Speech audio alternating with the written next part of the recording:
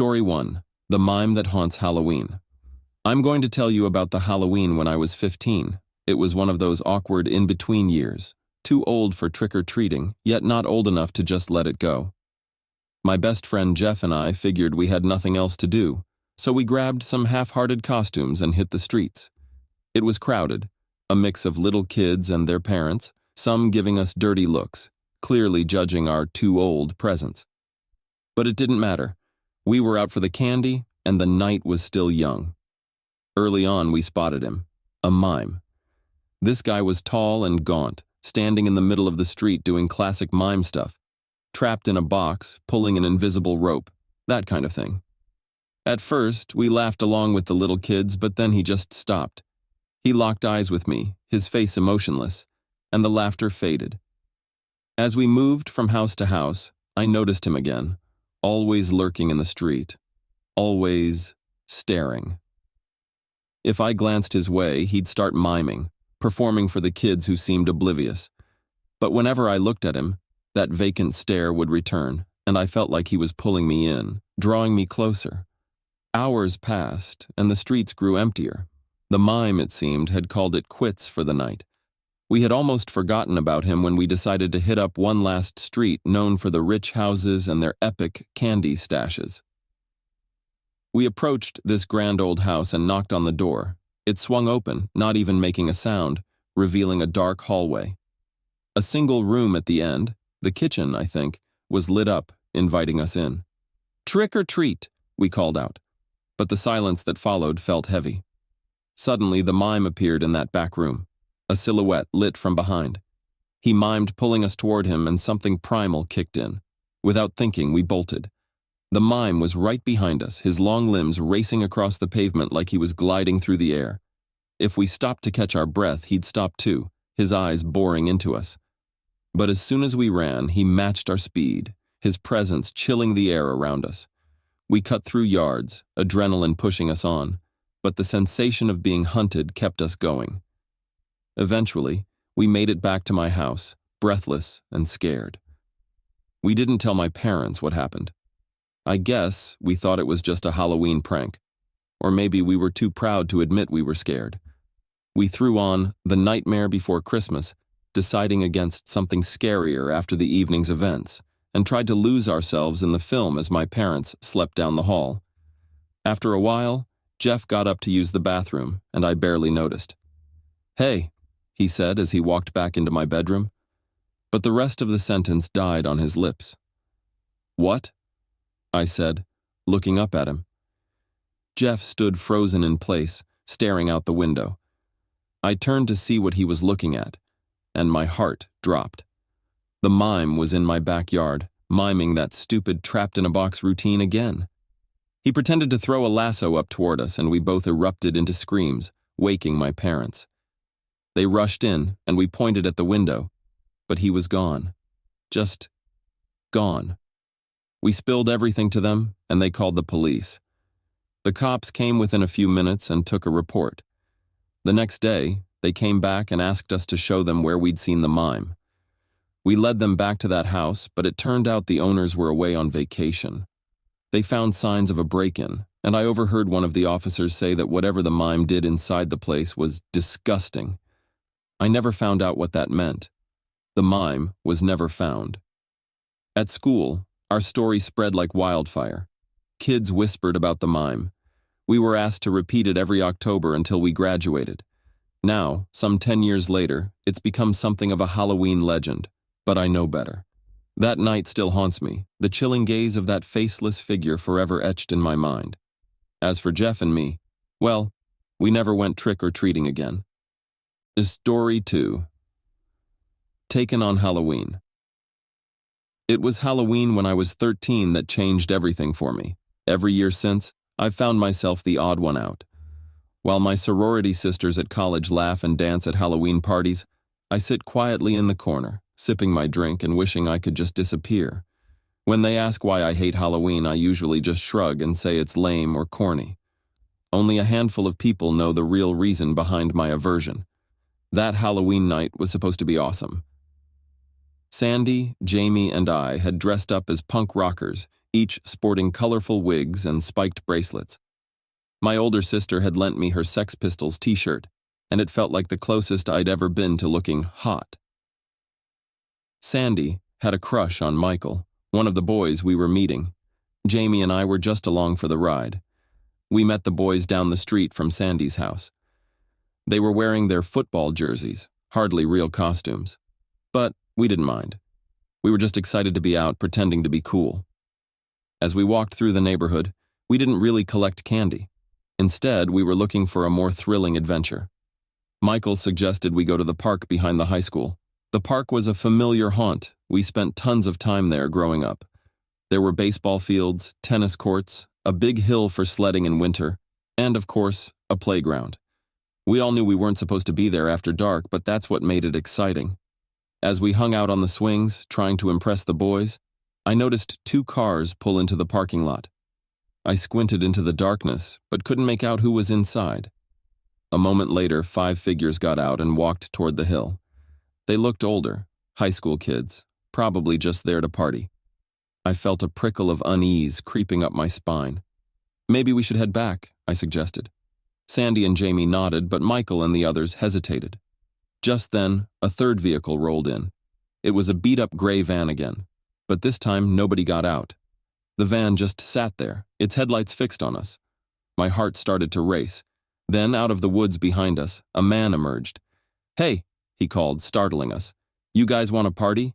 We've got a keg on the other side of the hill." Michael chuckled nervously. "We're only in 8th grade."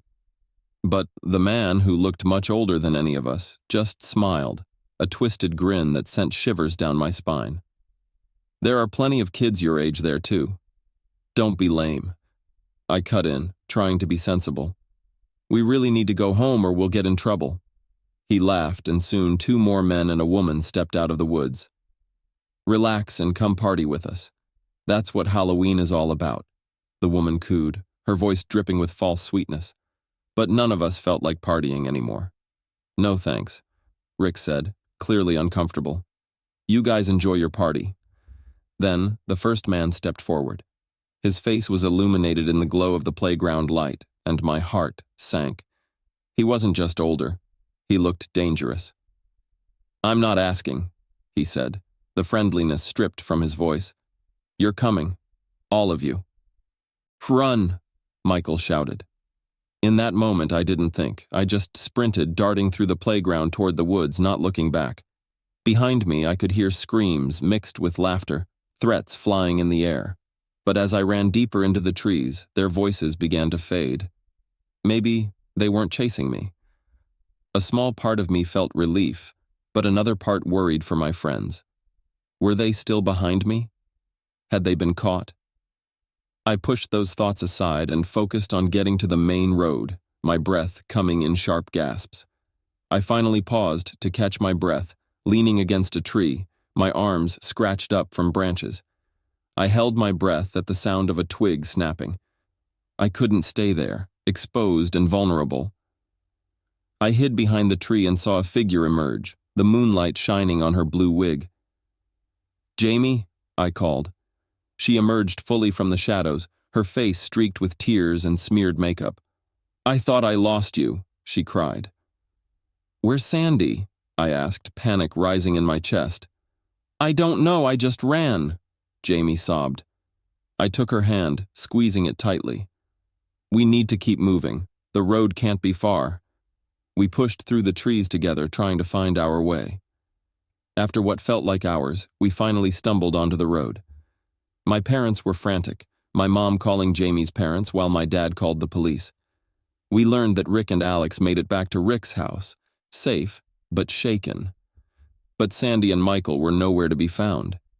Hours turned into an agonizing wait. I clung to my mom, my heart heavy with fear. Finally, after midnight, the phone rang. Michael was in the hospital. He'd be okay, but he'd been knocked out. A couple of days later, we heard the full story. When we all took off running, Michael grabbed Sandy's hand and they ran deeper into the woods, but 2 of the people had followed them closely. They thought they'd lost them when they finally reached the street, feeling a momentary sense of safety. But then, headlights snapped on in front of them. The gray van was back. Just as Michael turned to warn Sandy, someone struck him from behind, knocking him unconscious. When he came to, it was too late. Sandy was gone.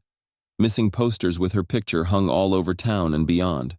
Her story turned into a cautionary tale, a ghostly warning whispered by parents. You don't want to end up like Sandy. But for me, it was real. It wasn't just a story. It was my nightmare. I had dressed up like a punk rocker, ready to embrace that thrill of growing up, and instead, one of my best friends never came home. Over the years, I've tried to heal, but the scars run deep. I eventually left home for college, joined a sorority, even dated a bit. But every Halloween, I'm reminded of that night. The echoes of laughter and screams never fade completely. While my sorority sisters dress like sexy nurses and dance with boys in Jason masks, I carry Sandy's memory with me every day. Her absence is a shadow that darkens my life, a reminder that some things are better left in the past, forever haunting. So that's why I don't do Halloween. That's why I won't ever do Halloween again. Story 3. Zombie Boy. It was Halloween 2015 and I was 16 years old, left home to hand out candy while my parents attended a work party. Honestly, I didn't mind. I felt too old for trick-or-treating anyway. The evening started off normal enough. Kids in costumes, parents chatting on the sidewalk. It was a typical suburban Halloween. About 30 minutes in, a boy, maybe 10 or 11 years old, approached my door with a hearty trick or treat.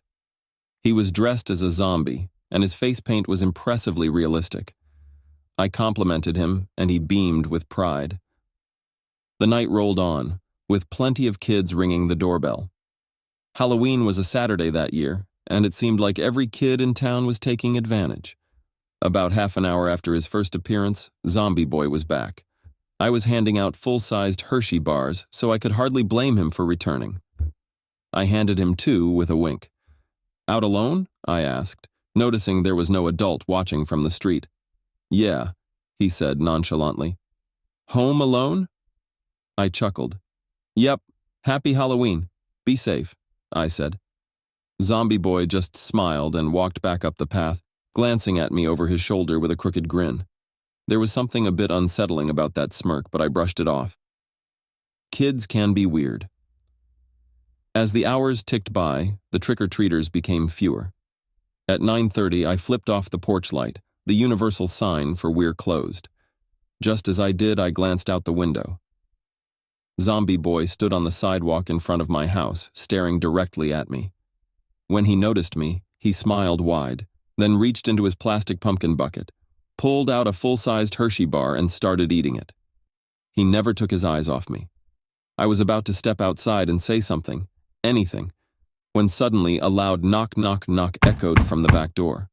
What the hell, who knocks on the back door? I dashed through the living room and into the kitchen. I flipped on the back light and peeked through the curtain. Nothing. Damn kids, I muttered. Probably Zombie Boy's friends playing ding-dong ditch. It used to be funny when me and my friends did it as kids, but now it just felt annoying and even a little creepy. I almost went outside to yell at them when the front doorbell rang. Damn it, I cursed as I rushed back to the front. I yanked the door open, ready to let loose on the little punks, but the porch was empty. Again. Even Zombie Boy was gone. I stepped outside, glancing left and right, but the street was deserted. I went back inside and locked the door.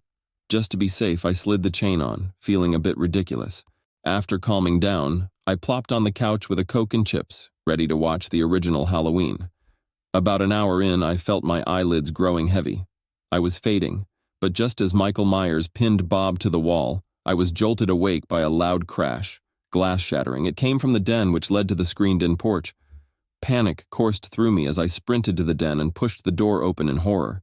Someone had thrown a metal chair through the glass door to the porch. My heart raced. I backed out of the den, closing the door behind me. That wouldn't stop anyone, though. Not only didn't the door lock, but it also opened in, so I couldn't even barricade it closed from my side. Another loud knock at the back door made me jump. I sprinted to grab my phone, but in my haste I couldn't find it. Just as I spotted it lodged between the couch cushions, the doorbell rang, right behind me. I didn't even look.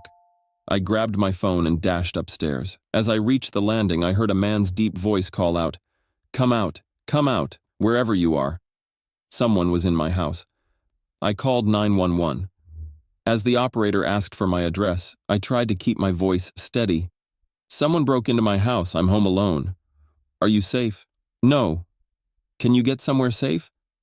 I could hear smashing and laughter downstairs. I had to hide. I crept into my mom's mini office on the second-floor landing, squeezed into a cupboard, and held my breath. "Can you tell how many people are in the house?" the 911 operator asked. "I can try to check," I said. "Only if it's safe," she said. I cracked the cupboard door just enough to peer through and glance down into the living room. Sitting on my couch, eating candy from his pumpkin bucket, was Zombie Boy. I gaped at him, heart racing. He grabbed my bag of chips and started munching on them, oblivious to my presence. I whispered to the operator, "There's a boy and a man, but there could be more. That's all I know. I'm hiding." "Good," she said. "The police are on their way." Just 2 minutes later, I heard sirens blaring outside and victorious shouts from downstairs. "We got what we came for. Let's move." I didn't know what that meant. Once I heard the police inside, I cautiously opened the cupboard door. They met me on the stairs, guiding me to safety. My parents were already on their way home. When I described Zombie Boy, they looked troubled. They'd stolen a lot. My mom's jewelry box and a small safe my dad kept hidden in their bedroom. I never even knew we had a safe. I overheard my dad tell the cops that about $10,000 in cash and valuables was gone. He believed the intruder must have known the house well to have found the safe. As it turns out, he was right. A little more than a month later, a news story broke about a boy selling wrapping paper in the next county. He spent the evening harassing a 15-year-old girl that appeared to be home alone.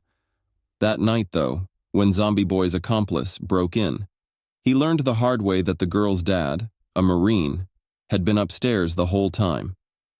He caught the intruder and did a number on him before the cops arrived. The police found the boy wandering a few hours later. When the man's mugshot flashed on the news, my stomach dropped. I recognized him. It was the painter who had worked on our house that summer. One of the rooms he painted. You guessed it, my parents' bedroom. He had spent days in our home, plenty of time to case it for goodies. It made sickening sense.